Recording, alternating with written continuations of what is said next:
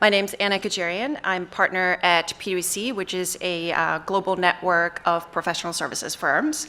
And I'm very excited to be speaking here today. I attended for the first time last year, and so very glad to be speaking this year.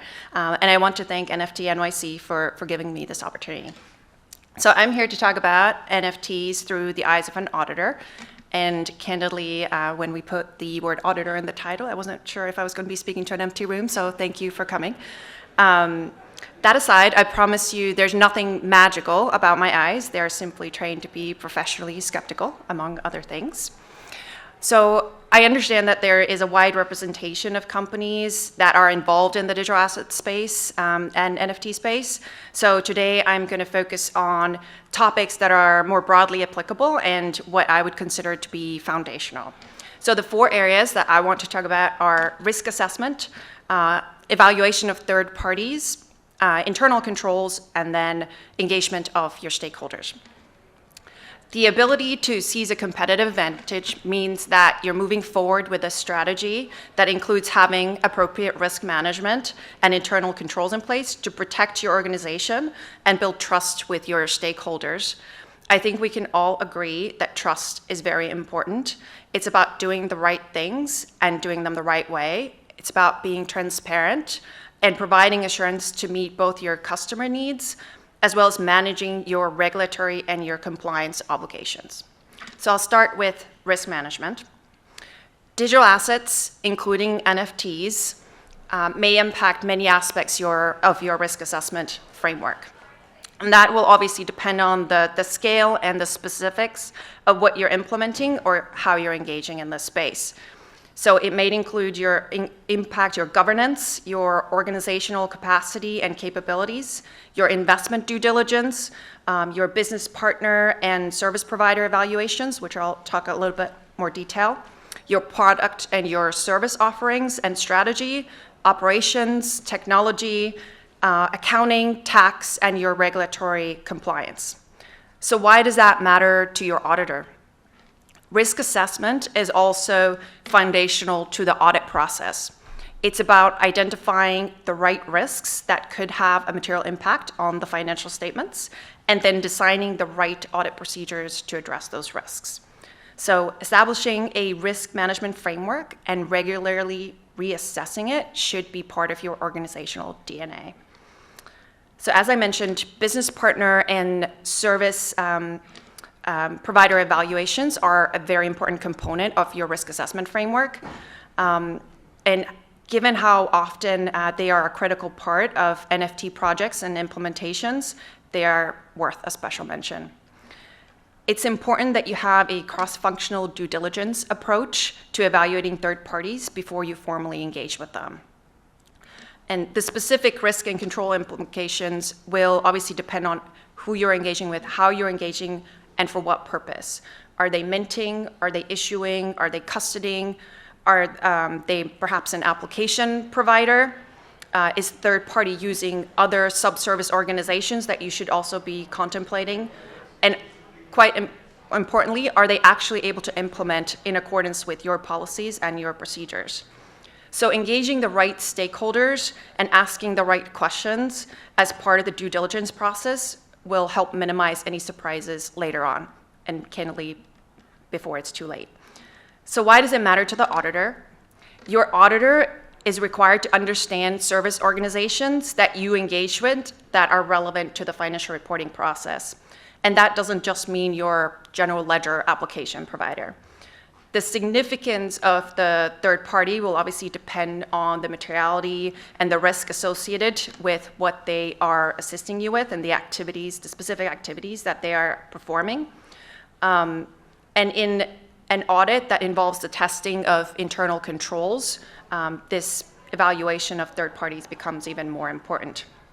So for those third parties that are relevant, the focus will be on whether they have a service auditor, what type of controls report, if any, they're issuing, and is it any good? Or said more eloquently, does it have the right scope and the right procedures? And lastly, if there is a controls report, it's important to evaluate whether you are actually using a product that is covered by that controls report. Then next, I'll just touch on internal controls. So I don't think you need to look too far into the past for a case study on why internal controls are very important. So why does it matter to your auditor? Regardless of whether you are a public or a private company, your auditor is required to understand the end-to-end business processes that are relevant to complete and accurate financial reporting. I'm sure that's not a surprise to anyone, including the controls included in those processes.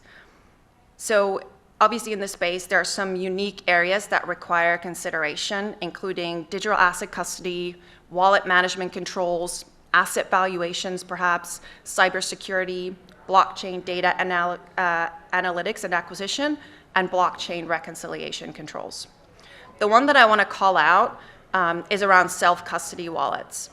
And obviously facts and circumstances will absolutely matter when evaluating these controls. What I want to highlight today is why, because when we start talking about these controls, what I often hear is, well, you can see it on the blockchain. What I want you to understand is auditors work with assertions. So two of those assertions are existence and rights and obligations. Does the asset exist, and do you have right to that asset? And you are right, it is relatively easy to validate that the asset is on the blockchain, which validates that the asset exists. What it does not address is whether the company and the company only, and most importantly, the right people at the company have access and sole access to that asset. That is where the controls over self-custody wallets are relevant in ensuring that the private keys are safeguarded throughout their life cycle and that the company can demonstrate sole ownership or right to its digital assets. The last item I want to highlight is stakeholders. So regardless of how or to what extent you are engaging with digital asset products or service offerings, it is essential to have the right stakeholders involved early, not only to set the strategic direction, but also to ensure that the appropriate risk management guardrails are in place. In my experience, the most successful organizations are drawing on the capabilities from across the organization so that the drivers of digital asset adoption are appropriately engaged with supporting functions, including accounting, risk, legal, operations, technology, and compliance. The three groups that I like to specifically call out: finance, including tax, because they have to do the accounting and reporting, and more often than not, as you may have heard yesterday in some of the sessions, that is complex and requires judgment, and you want them at the table early, because once you ink the deal, the accounting is what the accounting is. Internal and external audit, these are the fine folks who are going to have to audit and perform audit procedures, and when you involve them early, you're able to incorporate their perspective. And last, but by no means least, and this is going to make all the lawyers in the room very happy, in my humble opinion, the most important, or one of the most important people in the room is your general counsel. And given the state of affairs in all things regulation and compliance, you need a rock star general counsel and the right external counsel to support them. So to summarize, cross-functional risk assessment, including third-party due diligence, is foundational. Internal controls are essential, and engaging the right stakeholders and engaging them early is mission critical. If you would like to connect on any of these topics, or any other topics for that matter, you can find me on LinkedIn. And I would like to end on this thought. There are those who aspire to build anti-crypto armies. To those I say, we are not at war. What we have is creativity, reimagining the way we do things, and building for the future. We do not need to build an army. We have something better. We have a community, as evident throughout this conference. That community stands strong today, and it will stand strong tomorrow. Thank you.